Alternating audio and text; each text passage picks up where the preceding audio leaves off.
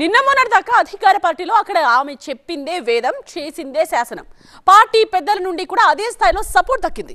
ప్రత్యర్థులపై శివంగిలా విరుచుకుపడుతున్నారన్న పేరు కూడా దక్కించుకున్నారు. అలాంటి నాయకురాలికి ఇప్పుడు సీన్ మొత్తం రివర్స్ అయిపోయింది. దీనంతటికీ ఆ ప్రత్యర్థి పార్టీ ఎమ్మెల్యే తీసుకున్న నిర్ణయమే కారణమని టాక్ నడుస్తోంది. ఇంతకీ ఎవరావిడ, ఎందుకు ఆ పరిస్థితి? నడిగడ్డలో కథ అడ్డం తిరిగిందా?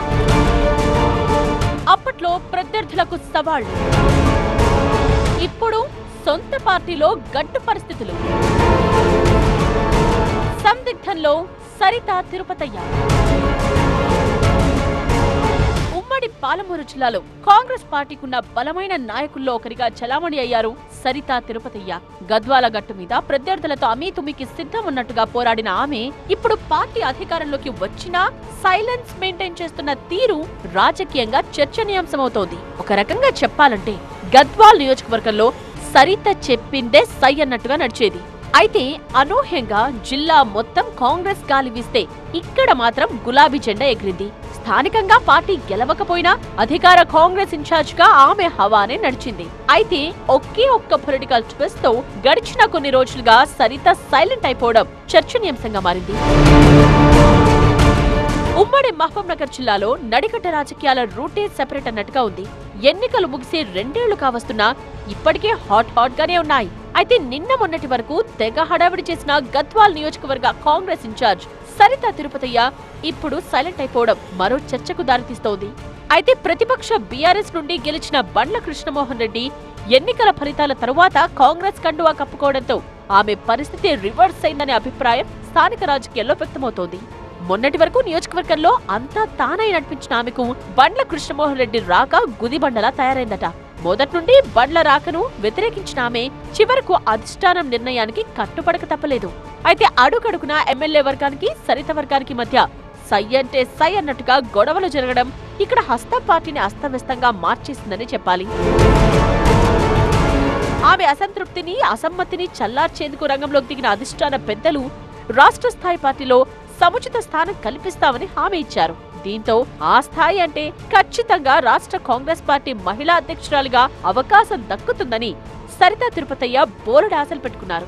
ఆమె అనుచరులు సైతం అదే స్థాయిలో అంచనాలు పెట్టుకున్నారు. కీలక పదవి వస్తున్నప్పుడు కీచులాట ఎందుకనుకుని ఆమె కాస్త కామైపోయారు.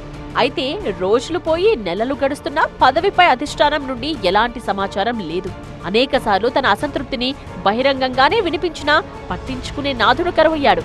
తనకు ప్రాధాన్యత లేదంటూ ఏకంగా మంత్రుల పర్యటనల్లోనే సరిత నిరసన తెలిపినా పెద్దగా రెస్పాన్స్ రాలేదు. దీంతో ఏం చెయ్యాలో పాలుపోని స్థితిలో పడిపోయారట సరిత తిరుపతయ్య.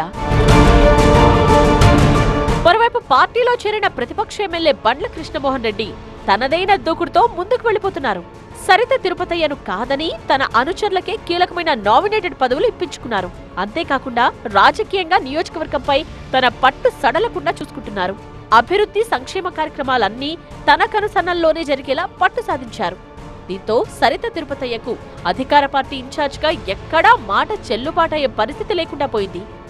సరితతో పాటు ఆమె అనుచరులు కేవలం పార్టీ కార్యక్రమాల వరకే పరిమితం కావాల్సి వచ్చింది. ఆ సమావేశాల్లోనూ ఆమె ఆవేదన కంఠసోసగానే మిగిలిపోతోంది తప్ప పార్టీ పెద్దలు పట్టించుకోవడం లేదట. దీంతో క్రమక్రమంగా పార్టీ మీద పట్టు కోల్పోవడమే కాదు, అనుచరులు కూడా ఆమె చేజారిపోతున్నారు.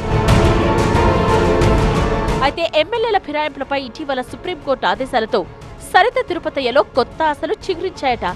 ఎమ్మెల్యే బండ్ల కృష్ణమోహన్ రెడ్డి అనర్హత విషయంలో ఏదో ఒకటి తేలిపోతే అందుకు అనుగుణంగా ముందుకు సాగాలని చూస్తున్నారట సరిత తిరుపతయ్య.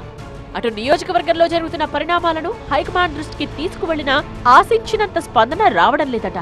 దీంతో ఏం చేయాలో పాలుపోక అదును కోసం ఎదురు చూస్తున్నారట ఈ మహిళా నేత. మరి ఆ టైం ఎప్పుడొస్తుందో, ఆమె ఎలాంటి నిర్ణయం తీసుకుంటారో చూడాలి.